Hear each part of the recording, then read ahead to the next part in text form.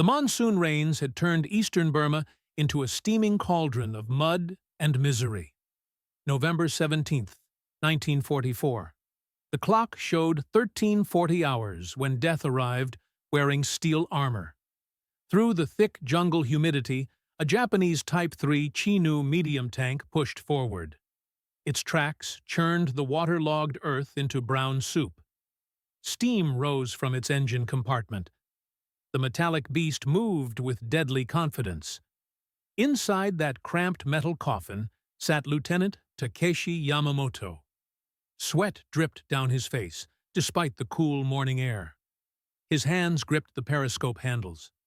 His eyes scanned the terrain ahead. Yamamoto knew American tanks inside and out.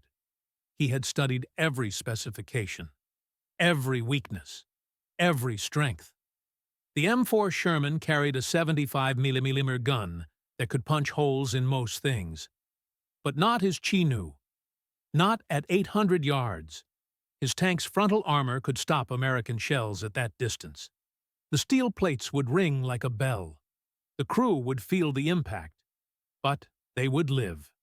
They would fight back. They would win. What Yamamoto didn't know would kill him in 60 seconds. 900 yards to his left, another tank was taking position. Its crew moved with practiced efficiency. The gunner adjusted his sight. The loader checked his ammunition. The commander spoke quietly into his radio.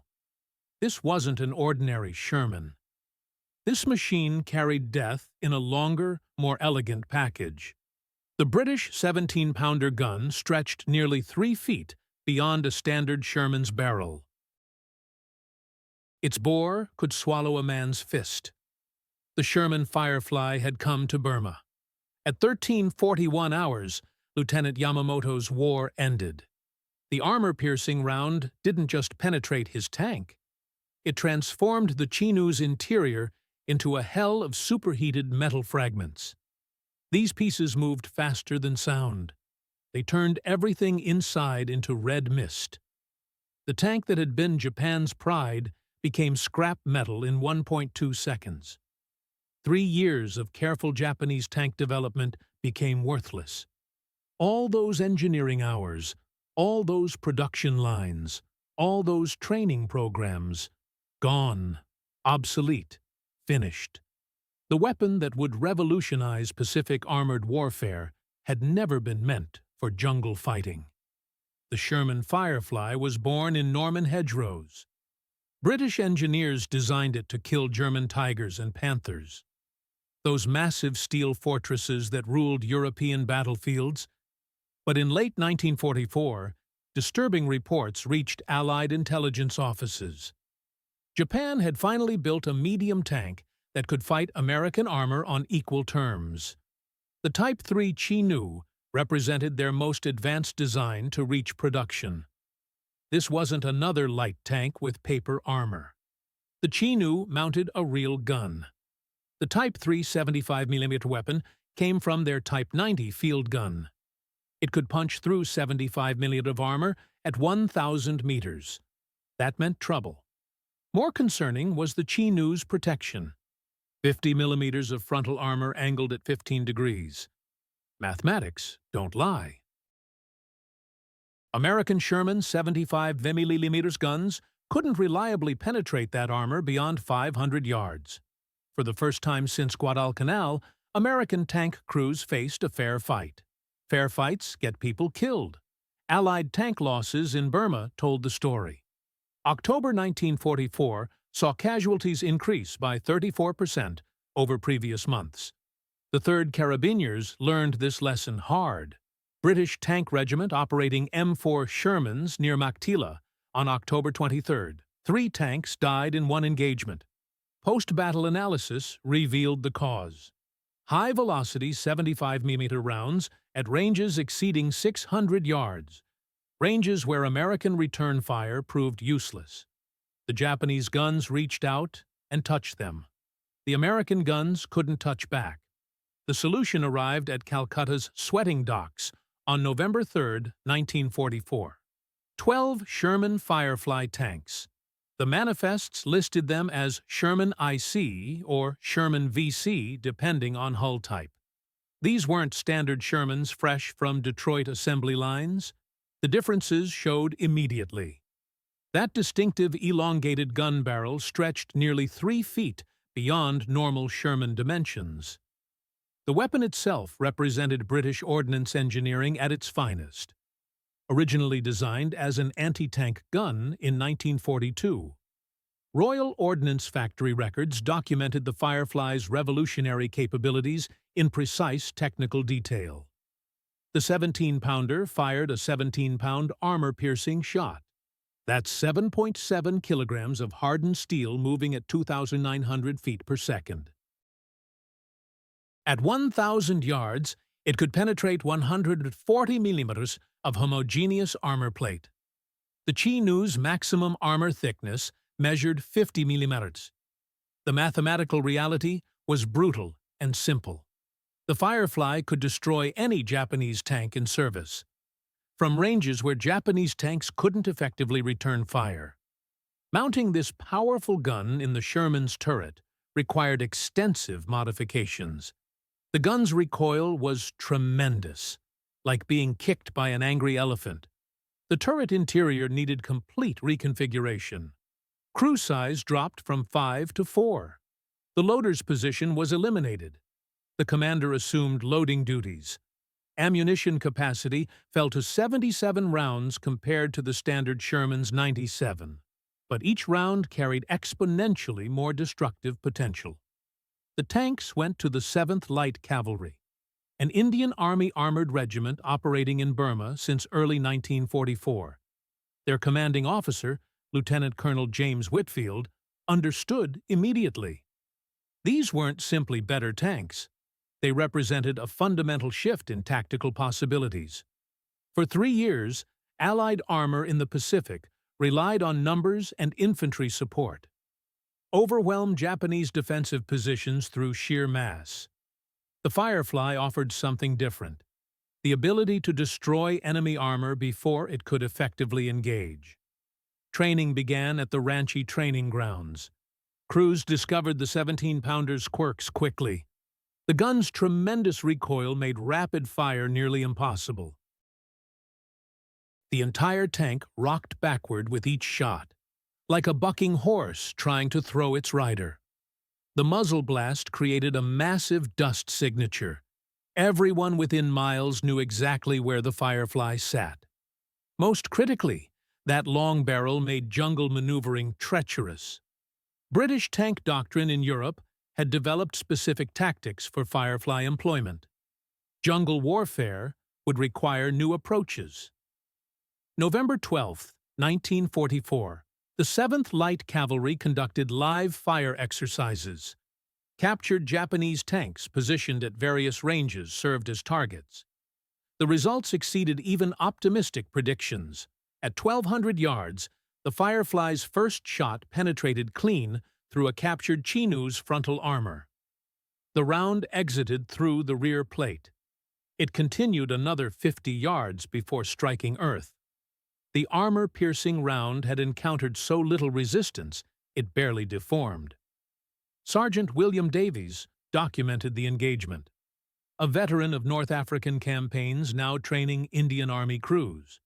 His training report captured the weapon's devastating effectiveness. The 17-pounder doesn't just penetrate armor, it obliterates it. The entry hole looks clean and precise, but the interior damage is catastrophic. Spalling alone would kill everyone inside. The shot typically continues through multiple internal components before exiting. Japanese tanks aren't built to withstand this kind of kinetic energy. The psychological impact on Japanese tank doctrine would prove as significant as physical destruction. Since 1942, Japanese armor tactics evolved around one critical understanding. American tanks, while numerous, weren't significantly superior in one-on-one engagements. Japanese tank commanders developed aggressive tactics based on this assumption, close rapidly to negate American numerical advantages. use terrain to achieve ambush positions, accept calculated risks, knowing Japanese guns could penetrate American armor at typical combat ranges. The Firefly invalidated every assumption in that doctrine. Japanese intelligence reports from Burma, intercepted and decoded by Allied signals intelligence, revealed growing confusion. A November 8th report from the 14th Tank Regiment noted concerning developments. Enemy has deployed new tank variant with extended gun barrel. Engagement range appears to exceed our capability to respond effectively. Request technical assessment and tactical guidance. That guidance never came. Japanese military intelligence, already struggling to process information from collapsing fronts across the Pacific, couldn't immediately determine what they faced. Some analysts theorized the British had mounted naval guns on tank chassis, technically accurate, as the 17-pounder derived from anti-aircraft gun designs. Others suggested American 76mm guns. They didn't realize the Firefly's weapon was far more powerful than anything Americans had deployed. The first combat deployment came sooner than planned. November 15th, Japanese forces launched a counterattack against Allied positions near Shuebo. Intelligence reports indicated at least one company of Chi-Nu tanks would support the assault. The first confirmed deployment of Japan's new medium tanks in Burma. Lieutenant Colonel Whitfield made an immediate decision: commit the Fireflies to combat despite incomplete training. 4 Sherman Fireflies moved into defensive positions along the Shuebo-Yayu Road on November 16th. Each tank sat in carefully prepared hull-down positions, only turrets visible from expected Japanese approach routes. Standard M4 Shermans formed a second defensive line 400 yards behind the Fireflies, positioned to provide supporting fire and create the illusion of typical American defensive deployment. The tactical plan documented in the 7th Light Cavalry's operations order was elegantly simple. Fireflies will engage enemy armor at maximum effective range. Target command vehicles first. Standard Shermans will not engage until enemy armor closes within 500 yards. Maintain deception regarding Firefly capabilities as long as tactically feasible. November 17th, 1340 hours. The Japanese attack commenced with artillery barrage lasting 12 minutes. High explosive shells screamed overhead. The ground shook with each impact. Dirt and debris rained down on Allied positions. When the guns fell silent, reconnaissance elements reported movement along 3 approach routes. The main effort appeared to be developing along the Central Road, exactly where intelligence had predicted. Leading that advance, moving with confidence of crews who believed themselves in technically superior vehicles, came 6 Type 3 Chi-Nu medium tanks. Their commanders had studied Allied defensive tactics. They knew American Sherman's limitations. They were about to discover their own. The British gunner in Firefly call sign Landseer 2 acquired his target at 1346 hours.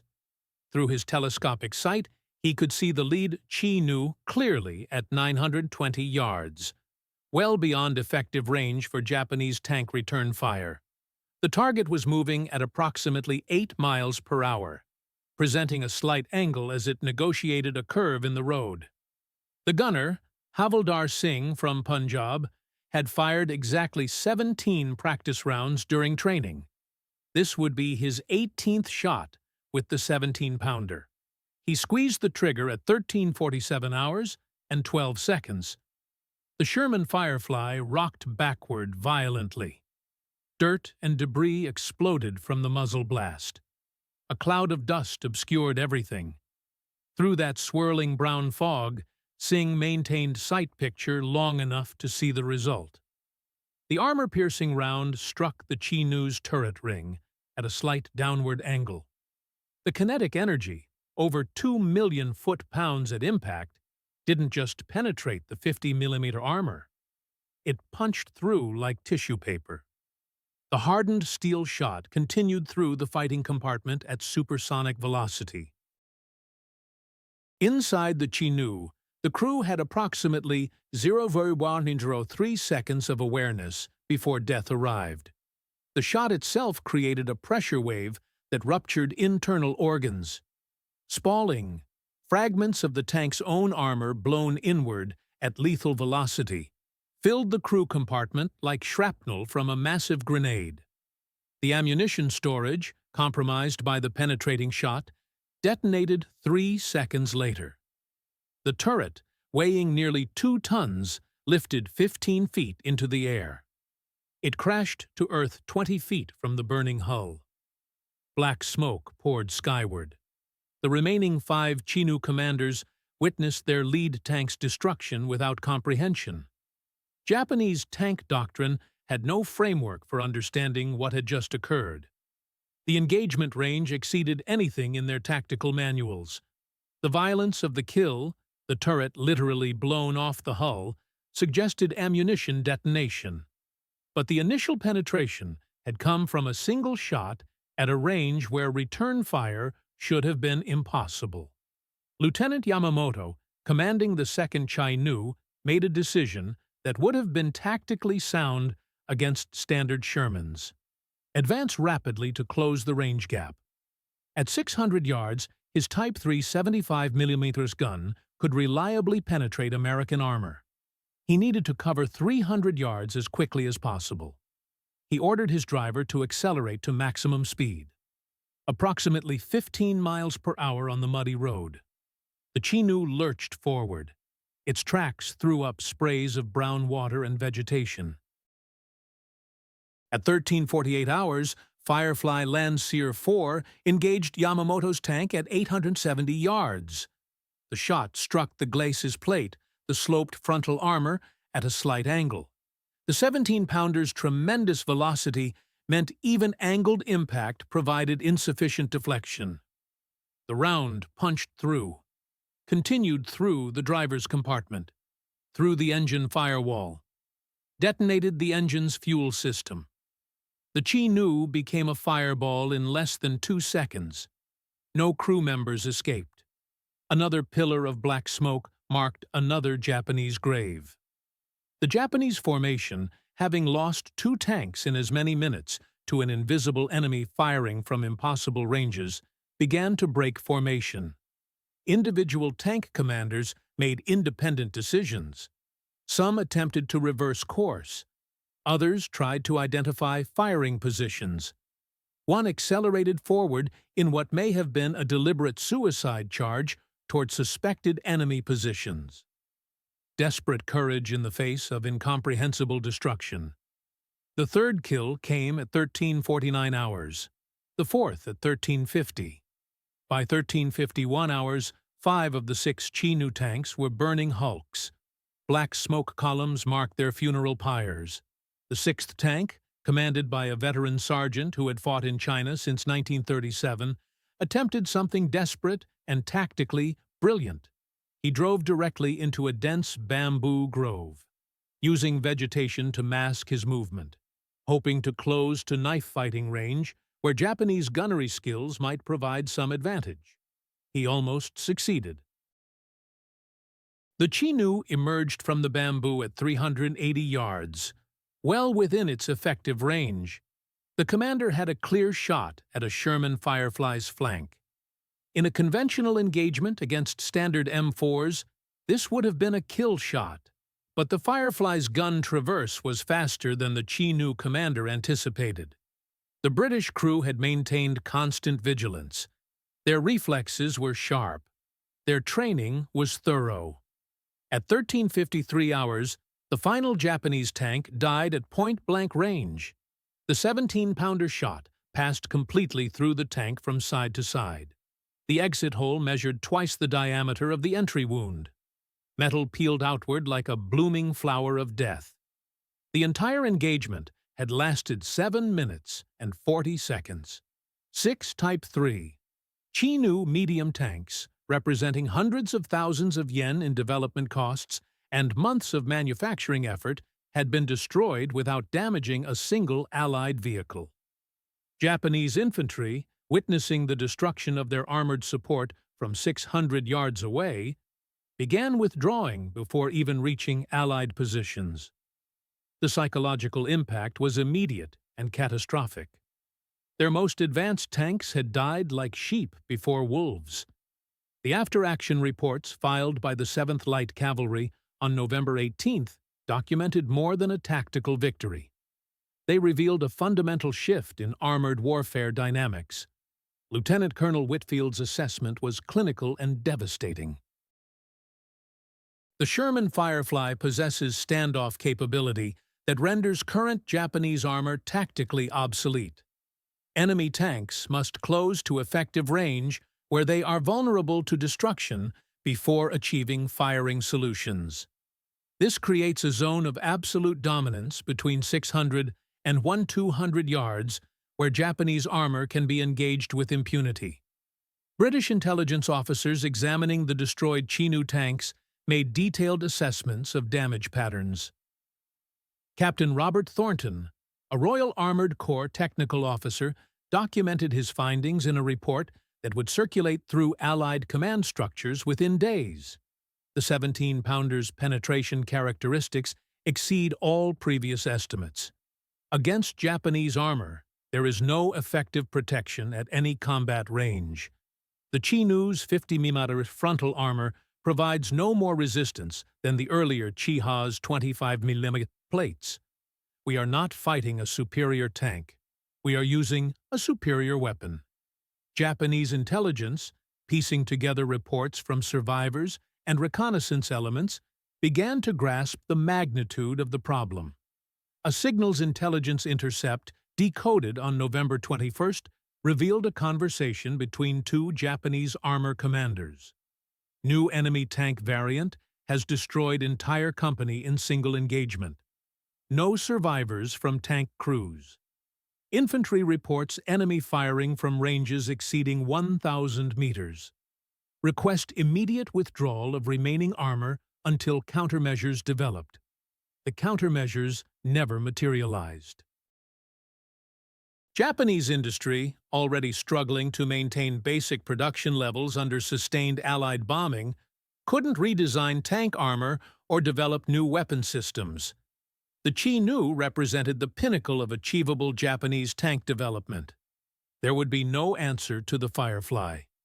November 24, 1944, Allied forces launched Operation Extended Capital, the drive toward Mandalay. Sherman Fireflies, now integrated into standard tank formations at a ratio of 1 Firefly per 4 standard Shermans, provided overwatch for advancing columns. Japanese commanders, having received warnings about the new Allied tanks, ordered their armor to avoid engagement whenever possible. This defensive posture represented a complete reversal of Japanese armored doctrine, from aggressive offensive weapon to passive defensive liability. The psychological transformation was documented in captured Japanese orders. A directive from the 14th Tank Regiment, dated November 27th, stated clearly the new reality. Tank units will not engage enemy armor beyond 400 meters. Close rapidly using terrain masking. Accept casualties during approach to achieve firing range, where our weapons can penetrate enemy armor. Night operations preferred to reduce enemy standoff advantage. These tactics, born of desperation, proved marginally more effective, but ultimately futile. On December 3rd, near Pinlebu, a Japanese tank platoon attempted a dawn attack. Morning fog masked their approach. They achieved surprise, closing within 300 yards of Allied positions before detection. In the engagement that followed, 3 Chinook tanks were destroyed within 90 seconds. The Firefly crews had adapted. They maintained constant readiness. They had developed rapid engagement protocols. Experience had sharpened their reflexes to razor edges. Tank Commander Subadar Ranjit from the 7th Light Cavalry described the engagement in his personal diary. His words captured the clinical efficiency of modern armored warfare. spotted movement at first light. Japanese tanks emerged from fog bank at close range. No time for careful aim. First shot missed, two rushed. Second shot hit target center mass. Tank blew up immediately. Third enemy tank attempted to ram our position. Destroyed at 50 yards. The 17-pounder doesn't miss at that range. There's nowhere for them to hide. By mid-December, Japanese armor activity in Burma had decreased by over 70% compared to October levels. The few remaining Chinook tanks were being held in reserve, their crews increasingly reluctant to commit to engagements where survival odds approached zero. Allied intelligence reports noted Japanese tanks were being dug into static defensive positions, essentially converted into pillboxes, an admission that mobile armored warfare was no longer viable against Allied forces equipped with Fireflies. The strategic implications extended far beyond Burma's steaming jungles. Reports of the Fireflies' effectiveness reached Japanese Imperial headquarters in Tokyo by early December. Planning for defense of the home islands had assumed Japanese armor, supported by prepared positions and intimate knowledge of terrain, could contest American landings effectively. The Burma reports shattered that assumption completely. If Japanese tanks couldn't survive in open terrain against Allied armor, how would they fare in the close terrain of Japanese home islands? Against an enemy with unlimited artillery support and complete air superiority? December 18, 1944. The battle for Shwebo demonstrated the Fireflies' impact on combined arms operations. Japanese forces had fortified the town extensively. Infantry positions supported by 6 Chinook tanks positioned in prepared defensive positions. Concrete and earth provided some protection. Allied planners developed a deliberate approach. Fireflies would systematically eliminate Japanese armor from standoff range before infantry assaulted the town itself. No more costly frontal attacks against defended positions. The operation began at 0830 hours, with aerial reconnaissance confirming Japanese tank positions. By 0945 hours, Sherman Fireflies had maneuvered to positions offering clear fields of fire. Ranges between 800 and 100 yards provided perfect engagement envelopes. The Japanese tanks, dug in with only turrets exposed, presented difficult targets, but the 17-pounder's accuracy at extended range proved decisive. Between 1000 and 1130 hours, all 6 Chinook tanks were destroyed without closing to effective firing range. Allied infantry entered Shwebo that afternoon against resistance that, while determined, lacked the armored support that might have made the defense sustainable. Another town liberated. Another Japanese defensive position reduced to rubble. Post-battle interrogation of Japanese prisoners revealed the psychological impact of facing Fireflies. A tank sergeant captured at Shwebo, who had served in Manchuria and China before Burma, provided testimony that Allied intelligence found particularly significant. We trained to fight American tanks. We studied their tactics, their ranges, their weaknesses. But these new tanks, they kill from distances we cannot even see clearly. My commander said it was like fighting ghosts. You hear the shot, and your comrade's tank explodes. You never see the enemy who killed him. The testimony revealed something deeper than tactical frustration. It showed how the Firefly had broken the psychological contract that made armored warfare comprehensible to Japanese crews. Tank combat had always involved mutual risk. Both sides could kill each other.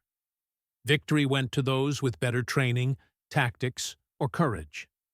The Firefly eliminated mutuality. Japanese tanks were targets, not opponents. This realization spread through Japanese armored units like poison. When death comes from invisible sources at impossible ranges, courage becomes meaningless. Training becomes worthless. Experience counts for nothing. The Sherman Firefly had done more than destroy Japanese tanks. It had destroyed Japanese belief in their ability to contest Allied armor advances.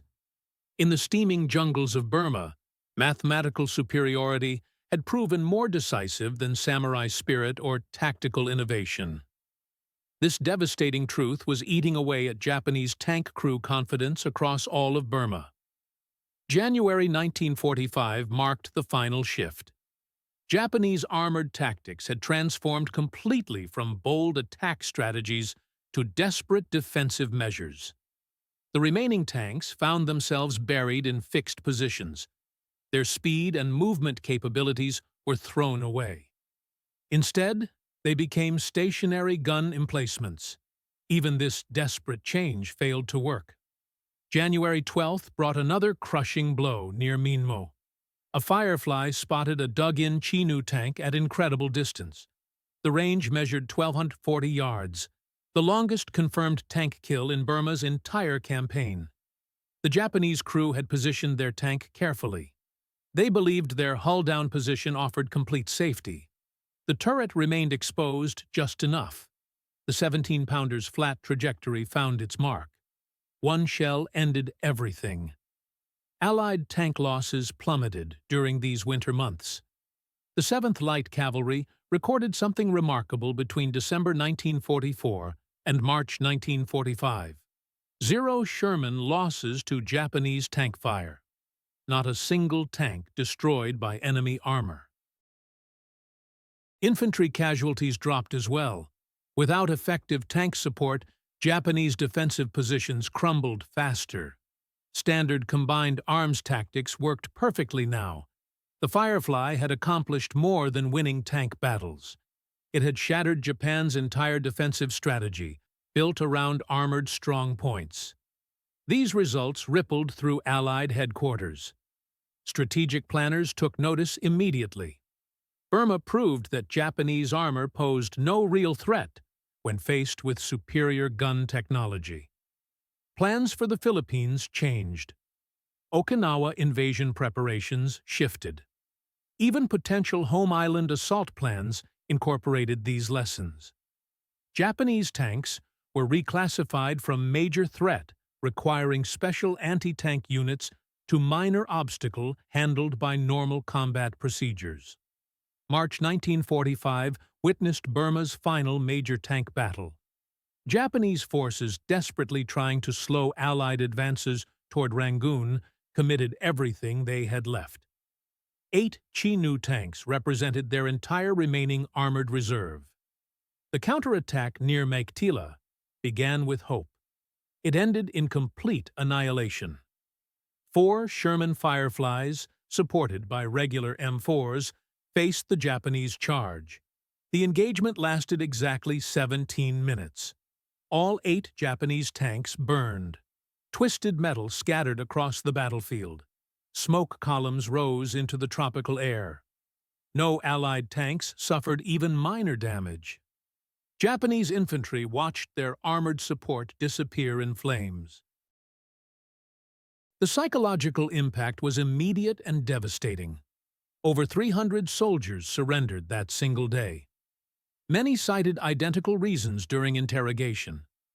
Fighting seemed pointless without effective tank support. The sight of their best armor being destroyed so easily broke their will to resist. March 28, 1945, brought the last recorded Firefly versus Japanese tank encounter in Burma. A single Chinu tank sat abandoned along a jungle road. Desperate Japanese soldiers had found it and managed to get it running again. They positioned it for an ambush against an Allied supply convoy. The convoy approached slowly through the dense vegetation. A Firefly trailed behind, specifically watching for such attacks. At 670 yards, the Japanese tank came into view.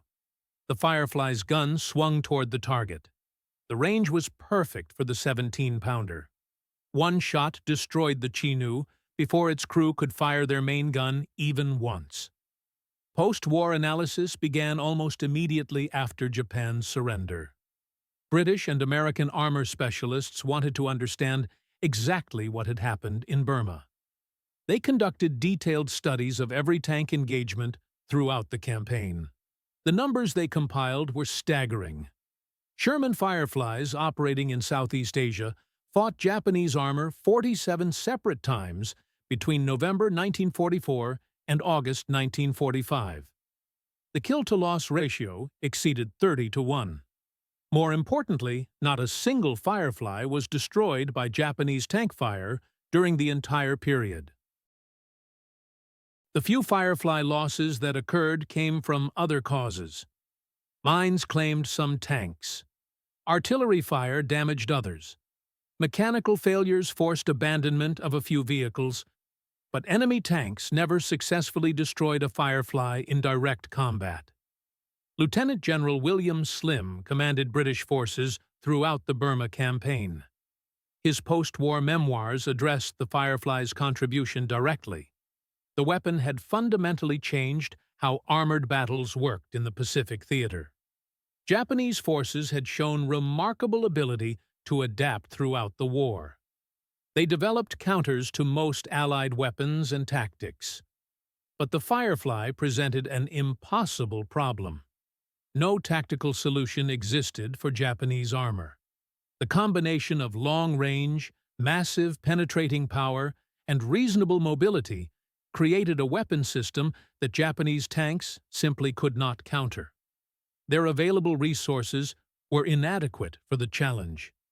The technical lessons learned in Burma influenced tank development worldwide after the war. The principle became standard doctrine across multiple nations.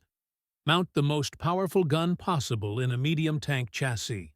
Accept reduced ammunition storage. Accept cramped crew conditions. Accept increased complexity. Overwhelming firepower was worth these sacrifices. Soviet tank development reflected this philosophy. American designs incorporated these lessons. British armor programs embraced the concept completely. The era of adequate tank guns ended in Burma's jungles. The Firefly proved that overwhelming gunnery advantage was decisive in armored warfare. Japanese military analysts provided remarkably honest assessments during post-war interrogations. Allied technical intelligence teams interviewed surviving officers extensively. Their testimony revealed how completely the Firefly had disrupted Japanese tactical thinking. Colonel Hideaki Suzuki had commanded Japanese armored forces in central Burma. His interrogation testimony was particularly revealing. Japanese tank development had assumed engagement ranges would never exceed 500 meters. Terrain limitations and tactical doctrine supported this assumption. The Chinook was designed to be superior at those close ranges. When enemy tanks began engaging effectively at 1,000 meters or more, the entire Japanese tactical framework collapsed instantly. They had no counter-tactics because their weapons physically could not reach Allied tanks at those distances. It was not a question of training or courage or tactical skill. Simple physics made victory impossible. The psychological impact proved as devastating as the tactical effects. Post-war studies examined Japanese tank crew morale in detail. By early 1945, assignment to armored units in Burma was considered a death sentence. Crews understood their vehicles could not compete with Allied armor. This knowledge destroyed unit cohesion long before actual combat occurred. Multiple documented cases showed Japanese tank crews abandoning their vehicles before contact with Allied forces. They chose to fight as infantry rather than face certain death in outmatched tanks. The relatively small number of Fireflies deployed never exceeded 16 operational vehicles simultaneously in Burma. Yet their strategic impact was enormous. Allied commanders discovered that even 1 or 2 Fireflies in a tank formation completely changed Japanese behavior. Enemy armor would withdraw rather than engage even when they outnumbered Allied forces significantly. This firefly effect extended the weapon's influence far beyond its physical presence on the battlefield. Japanese intelligence could not reliably identify which Allied tanks were fireflies until engagement began. By then, identification was irrelevant. The lessons from Burma directly influenced Allied planning for Japan's invasion. Strategic planners assumed Japanese armor would be concentrated in massive numbers defending the home islands. The Firefly's proven ability to destroy Japanese tanks at standoff ranges became crucial in casualty estimates. Plans called for deploying hundreds of Fireflies in initial invasion waves. This would guarantee Allied armor superiority regardless of how many Japanese tanks defended against the landings. The atomic bombings and Japan's surrender meant these invasion plans were never tested. Captured Japanese defensive documents examined after the war revealed that Japanese planners had reached identical conclusions about the futility of using armor against Firefly-equipped Allied forces. Some defensive plans actually called for holding all tanks in reserve until Allied forces moved beyond naval gunfire support range. This represented acknowledgement that Japanese tanks could not operate effectively anywhere Allied armor could deploy. Technical documentation preserved in British War Office archives remained classified for decades after the war ended. These records reveal fascinating details about Firefly operations that were kept secret. Ammunition expenditure reports tell a particularly striking story about the weapon's effectiveness. Between November 1944 and March 1945, Sherman Fireflies in Burma fired approximately 890 17-pounder armor-piercing rounds in combat situations. Of these rounds, 287 engaged armored targets directly. The hit probability at ranges exceeding 800 yards was documented at 73%. This figure astonished post-war analysts who had estimated hit rates would be closer to 40% at such distances. This exceptional accuracy resulted from multiple factors. Superior optics helped significantly. Better gun stabilization improved firing precision. But an unexpected source proved equally important. Crew selection and training protocols were developed specifically for Firefly operations. Lieutenant Colonel Whitfield recognized early that the 17-pounder's limited ammunition capacity created unique challenges. The Firefly carried only 77 rounds compared to 97 rounds in standard Shermans. Every shot needed to count. He instituted selection criteria that prioritized experienced gunners who had proven consistent accuracy in previous combat. The results of this selection process were documented thoroughly in 7th Light Cavalry personnel records. Gunner Harris achieved the first Firefly kill on November 17th. His previous service included combat in North Africa. He had documented 17 confirmed hits from 23 shots fired in combat before ever entering a Firefly turret. His selection was deliberate matching of exceptional personnel to exceptional weapons. This pattern repeated across all Firefly crews throughout the Burma campaign. Average prior combat experience exceeded 18 months compared to 6 months for standard Sherman crews. The psychological profile of Firefly crews revealed interesting patterns when examined by medical officers. Medical staff attached to armored units noted that Firefly gunners reported lower stress levels than their counterparts in standard Shermans. This seemed counterintuitive, given their higher-value targets and greater tactical responsibility. The explanation came from psychiatric evaluations conducted in February 1945. Firefly crews could engage enemies at ranges where return fire was completely ineffective. This created a strong perception of control over their combat fate. The feeling reduced combat stress significantly, even though they faced more dangerous missions and more skilled enemy crews. Japanese intelligence made repeated attempts to counter the Firefly threat but proved consistently ineffective. Captured documents from Japanese 15th Army headquarters revealed multiple schemes to develop identification protocols for distinguishing fireflies from standard Shermans at distance.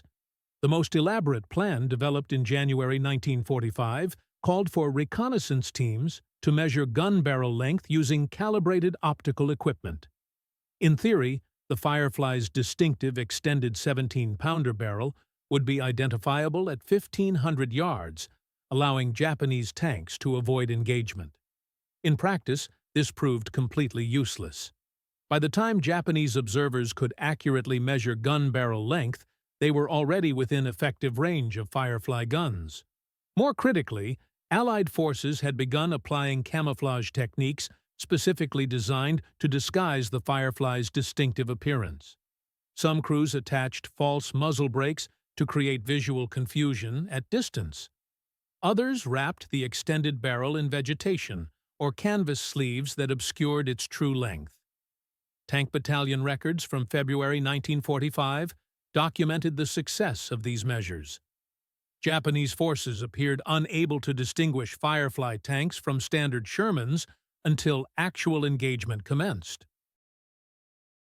The few tactical successes Japanese forces achieved against Fireflies came not from superior tactics, but from extreme, desperate measures that proved completely unsustainable operationally. January 28, 1945, brought the most successful Japanese attack against a Firefly near Moniwa. A Japanese soldier carrying a 22-pound explosive charge approached through extremely dense vegetation. He successfully detonated his charge against the Firefly's tracks. The massive explosion immobilized the tank completely and killed one crew member instantly. It was the only documented instance of a Firefly being deliberately destroyed by Japanese ground forces in Burma. This incident prompted immediate tactical changes across all Allied armored units. Fireflies began operating with dedicated infantry escorts when advancing through close terrain where visibility was limited. Tank commanders instituted strict 360-degree security protocols. Infantry was specifically tasked with preventing close-range suicide attacks against the valuable Fireflies. The modifications proved highly effective. No subsequent Firefly losses to suicide attacks occurred, despite Japanese forces attempting the tactic at least 7 more documented times throughout the remaining campaign. The industrial logistics supporting Firefly operations in Burma represented a remarkable achievement in military supply chain management. The 17-pounder ammunition was significantly larger and heavier than standard 75mm Sherman rounds. This required completely dedicated supply chains separate from normal tank ammunition distribution. Each armor-piercing round weighed 17 pounds, compared to 14.6 pounds for 75 IB. Batters rounds. Transportation requirements increased proportionally. Storage facilities needed modification to handle the larger shells. Handling procedures required retraining for ammunition supply personnel throughout the theater. By March 1945, the supply system was successfully delivering approximately 1,200 rounds of 17-pounder ammunition weekly to Burma theater operations. This quantity was sufficient to maintain active combat operations while simultaneously building reserve ammunition stocks at forward positions. Maintenance challenges presented unique technical problems that required innovative solutions. The 17-pounder's extremely high-pressure firing regime created barrel wear rates approximately 40% higher than standard tank guns. Gunnery records documented that barrel accuracy began degrading noticeably after 350 to 400 rounds had been fired through any individual gun tube. Royal Electrical and Mechanical Engineers units in Burma maintained stocks of replacement barrels at forward maintenance facilities. They developed rapid barrel change procedures that could completely swap a worn gun tube in under 6 hours. This was comparable to engine replacement in complexity, but remained achievable under field conditions with standard maintenance equipment. The human cost of armored warfare in Burma remained significant, even with overwhelming Firefly superiority in less obvious but important ways. Medical records from field hospitals treating tank crews revealed extremely high rates of hearing damage from the 17-pounder's intense muzzle blast. Many Firefly gunners and loaders suffered permanent hearing loss, particularly in their left ear, which was the side facing the breech during firing sequences. Post-war disability claims filed by Firefly veterans consistently cited hearing impairment as a primary service-connected medical condition. The strategic deception value of the Firefly actually exceeded its direct tactical impact in several important respects. Japanese forces remained uncertain of how many Fireflies the Allies actually possessed throughout the campaign. They consistently overestimated Allied Firefly numbers by substantial margins. Captured Japanese intelligence assessments from February 1945 estimated Allied Firefly strength in Burma at approximately 60 to 80 vehicles. This was nearly 5 times the actual deployment levels. This major miscalculation significantly influenced Japanese tactical planning throughout the theater. Japanese commanders held substantial armor reserves out of combat for fear of encountering overwhelming numbers of Fireflies in any engagement. Armor that might have been committed to critical defensive battles instead remained static in rear areas. This contributed substantially to Japanese defensive failures across multiple sectors. The final comprehensive statistical accounting of Firefly operations in Burma was compiled by British military historians in 1947.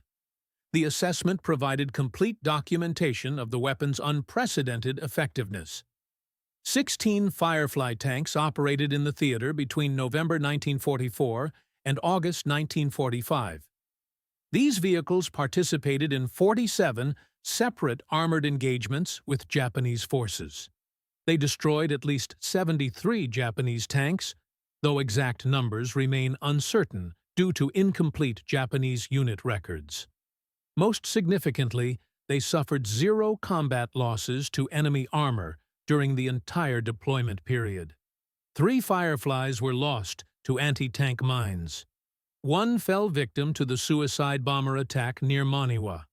2 others suffered mechanical failures that resulted in vehicles being abandoned and destroyed to prevent capture by advancing Japanese forces. The cost-benefit ratio, measured both in lives saved and resources expended, marked the Firefly as one of the most effective weapon systems deployed in the entire Pacific theater. The legacy of the Sherman Firefly's Pacific service extends far beyond the immediate military victory it helped achieve in Burma. In the broader context of World War II, armored warfare development, the Firefly represented a critical evolution in military thinking and doctrine. The recognition that technological superiority, particularly in gunnery systems, could provide absolutely decisive advantage even when deployed in relatively small numbers, became fundamental to post-war military planning. This principle would shape armored warfare doctrine for decades following the war's conclusion. Veterans of the Burma campaign who served in Firefly crews maintained lifelong connections to the weapon system that had kept them alive. Annual reunions of the 7th Light Cavalry, held in India and Britain through the 1990s, featured surviving Firefly tanks as ceremonial centerpieces. Veterans spoke with deep respect about the weapon's overwhelming power, but also acknowledged the psychological burden it imposed on crews. Sergeant William Davies, who trained initial Firefly crews, reflected on this burden in a 1987 interview.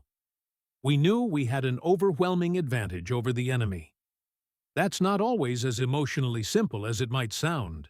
When you can kill the enemy from ranges where he cannot fight back effectively, you confront questions about fairness in combat that don't arise in more evenly matched engagements. But war isn't fair, and our primary job was winning with minimum friendly casualties. The Firefly accomplished that mission better than anything else we had available." Japanese veterans, in their own post-war testimonies and memoirs, acknowledged the devastating impact of the Firefly with professional military respect. Former Chi-Nu commander, Lieutenant Yamada, was one of the very few Japanese tank officers to survive multiple encounters with Firefly tanks throughout the Burma campaign. He wrote in his 1963 memoir that the British Firefly tank represented everything Japanese armor development had failed to achieve. It successfully combined adequate mobility with reasonable protection and absolutely overwhelming firepower. Japanese designers had focused on creating balanced designs with vehicles like the Chi-Nu. The British had focused purely on killing enemy tanks most effectively. In warfare, the side that destroys the enemy's armor wins the battle. This was the fundamental lesson Japanese forces learned too late to matter.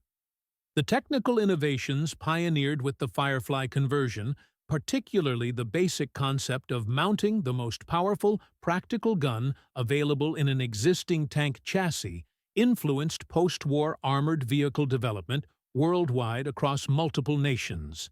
The Soviet T-54 and T-55 tank series reflected this philosophy directly. American M47 and M48 development incorporated these lessons.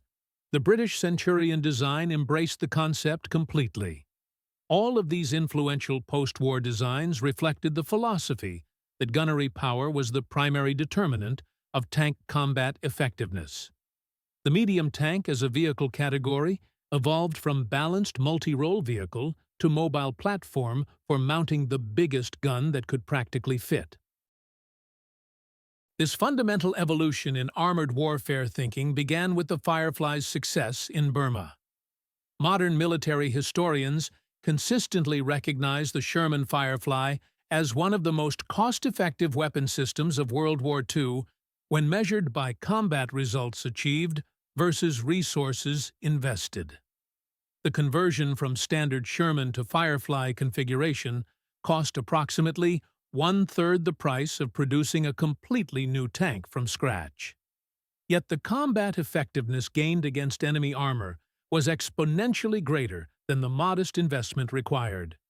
In Burma, fewer than 20 Fireflies completely neutralized Japanese armored capability across an entire major theater of operations. The return on investment measured in both economic terms and military effectiveness was truly extraordinary. The preserved Sherman Fireflies displayed in military museums worldwide stand as lasting testament to the weapon's historical significance. The Bovington Tank Museum in Britain houses several examples. The Imperial War Museum maintains Firefly displays. The National War Museum in New Zealand features Firefly exhibits. Educational placards describe technical specifications and combat statistics, but they often miss the deeper human dimension. The terror of Japanese tank crews facing an enemy they could not fight back against. The relief of Allied crews who possessed overwhelming technological advantage. The thousands of infantry soldiers on both sides whose fates were directly shaped by these one-sided armored duels. The mathematics of the Firefly's dominance were brutally simple and completely decisive. The 17-pounder gun could penetrate any Japanese tank armor at ranges where Japanese guns could not return effective fire. This created what modern military analysts call a zone of absolute control. A killing ground where one side could systematically destroy the other with virtual impunity. Contemporary military terminology would describe this as standoff precision strike capability. In 1944, soldiers on both sides simply called it devastating and terrifying. The Sherman Firefly's service in Burma proved a fundamental truth about industrial warfare that remains relevant today. Ultimate victory flows not merely to the brave or the well-trained, but to those who bring superior technology and tools to the battlefield. Japanese tank crews demonstrated courage throughout the campaign. They were well-trained professionals. they showed determination in hopeless situations. But courage cannot deflect armor-piercing shot traveling at 2,900 feet per second. Training cannot overcome a 600-yard range disadvantage in direct combat. Determination cannot alter the basic physics of armor penetration and ballistic performance. The Firefly demonstrated conclusively that in modern warfare, technology multiplied by industrial production capacity equals victory regardless of human factors on the opposing side. The final assessment of the Firefly's impact perhaps belongs to the soldiers who actually fought these battles on both sides. At a 1985 reunion held in Rangoon, bringing together British and Japanese veterans, a remarkable conversation took place. A former Firefly tank commander met face-to-face with a former Chi-Nu commander for the first time since the war ended. Through translators, they discussed the engagements they had both survived. The Japanese veteran asked a direct question. "Did you feel guilt having such overwhelming advantage over us?" The British veteran considered the question carefully before responding. "I felt relief more than anything else. Relief that I would survive to go home. Relief that my crew would live through the war. War is not sport or competition. There is no moral obligation to give the enemy an even chance at killing you. I am not particularly proud of the technological advantage we possessed, but I remain deeply grateful for it." Today, the caves and valleys of Burma, where these decisive armored battles occurred, have returned to peace. Local farmers working their fields sometimes uncover rusted tank components buried in the soil. Fragments of Chi-Nu tanks destroyed 8 decades ago. These metal artifacts serve as quiet reminders of a time when technological superiority proved absolutely decisive in combat. When 17-pounder shells traveling at hypersonic velocity fundamentally transformed the nature of armored warfare. When Japanese tank doctrine met British gunnery technology and discovered that courage, however great, cannot overcome the laws of physics. The Sherman Firefly's legacy in Burma stands as testament to the decisive power of superior technology properly applied in warfare.